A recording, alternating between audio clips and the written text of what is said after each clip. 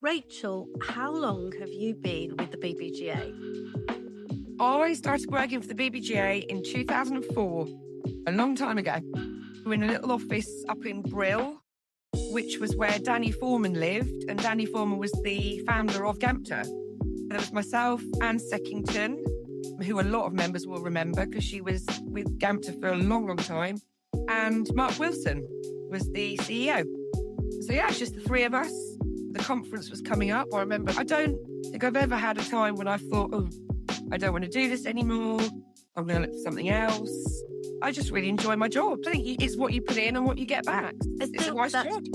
It shines through how aligned the team is. Congratulations on 50 years. What are some of the key achievements over the last 50 years would you say we should let people know about? I think the main thing, the change I've seen since I started, was the way that we work with the regulators, the government. We interact with overseas organisations now as well. We're involved with Europe and the IBAC stuff. And I think it's our relationship with those people that has changed over the years. And it's a mutual respect now. And we work with them, they work with us. I know there are times when things are difficult, but I think the perception of the association has changed. I think a lot of people used to think it was just a social drinking networking club. Our events, we don't focus on that side of things. We focus on the industry side of things. Our conference, we always strive to get an agenda that's not just what everyone else is talking about. We try and do different things.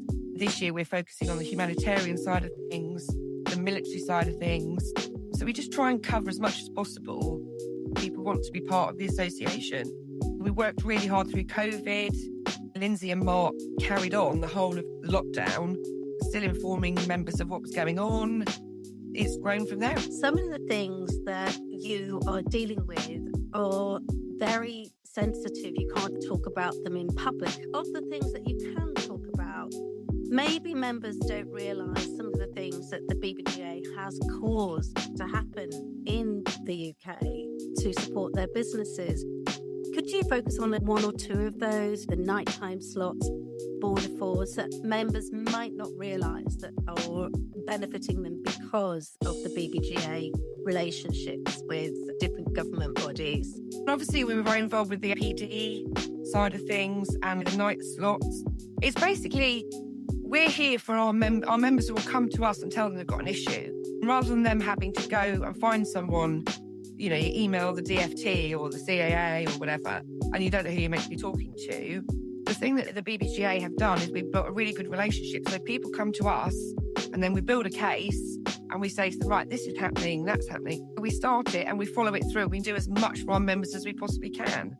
My main role is the events and the marketing and getting new members in. Lindsay is the expert on all these things because she's so involved with it all now that she knows exactly what's going on. There's a lot of things we've worked on over the years, starting the Climbing Fast and the Did You Know campaign. That's one of our biggest achievements. Telling people exactly what we do with a video. Videos are, the way forward. I think it's a great way of promoting what you do.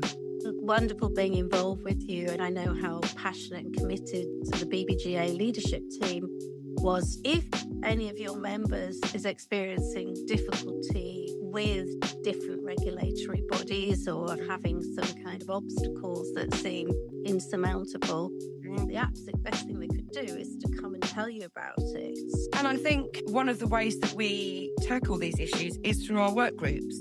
So we have the ops work group with our chairman, Paul Kremer, who works tirelessly for us. We have the FBO work group, so all the FBOs meet and discuss their issues. And it does highlight things. Through the work groups, you get a collaborative group of people that all have the same interests and they all want the same outcome. And through those work groups, we've achieved an awful lot over the last few years. So, yeah, the work groups are a really important part of the association. And if you get a really good chair, they work even better. So, yeah. I've attended a couple of those and they really are. You've got competitors sitting down side by side saying, actually, there are some bigger issues at play here. So let's set aside our commercial differences for the meeting and pull together, which is fantastic. Yeah. And then to come back to the events, because your events are brilliant. And the fact that you do is great, Joel, putting together the agenda, for example, to make sure that you are offering something different. There are some topics we all have to talk about. I can't take the credit for the agenda. I have to say that really is down to Alison Chambers, Lindsay Oliver, Alex Durand, James Morriton. And we have our little event work group where we plan all the events. And between them, they come up with some great ideas. It's got to cover everybody. So it's quite a challenge. But I think we've got a really good agenda this year. It's really interesting stuff. What's in store? When should people come along? There's lots of stuff, but we've got a presentation from Leah Wings, who are the humanitarian. They transport the premature babies for treatment and stuff, which is just incredible. We're covering the military side, the security side, and then we've got Billy Billingham, who obviously is quite relevant to that side of things as our keynote speaker. We're not focusing massively on our 50th anniversary at the conference because the conference is about our members. But what we are doing is we're highlighting quite a few other members that have got big birthdays as well. There's quite a few of them. There's Lux, Tag Aviation, Hunt and Palmer. We're showing some of our really long-standing members as well. You know, we've got 50 balloons up everywhere. It's a bit of everything really, but we're not focusing just on BBGA being 50. We're going to have a few photographs of back in the day. I think it's going to be really interesting. I'm really excited for it and to see the evolution. You've got another big event. So if people do want to get involved with your famous summer event, what would they need to tell us about that and how can people... So we always have the House of Commons reception during Farnborough Airshow Week, which enables members to bring along overseas guests. It's an informal evening, but it's quite formal because it's the House of Commons. We're basically on the terrace and it's a couple of hours of drinks and canopies and networking. But it's the views from the building as well. It's the whole kind of atmosphere. We run it during the Farnborough Airshow Week. We've had some amazing support from members this year with sponsorship. Their sponsorship covers the conference, the House of Commons and the Christmas drinks event. Tell me about the House of Commons event, because I know that's so popular. The House of Commons event it's on the 22nd of July. It's during the Farnborough Airshow Week, which means a lot of our members will have overseas visitors, so they can bring them along. Some of them have never been to the House of Commons. It's the whole thing, you know, we're going to the House of Commons. So we're really looking for a few sponsorship opportunities left for this event. We have silver, bronze and gold packages. It's open to any members that want to support us. So if you would like to do that, please do contact me.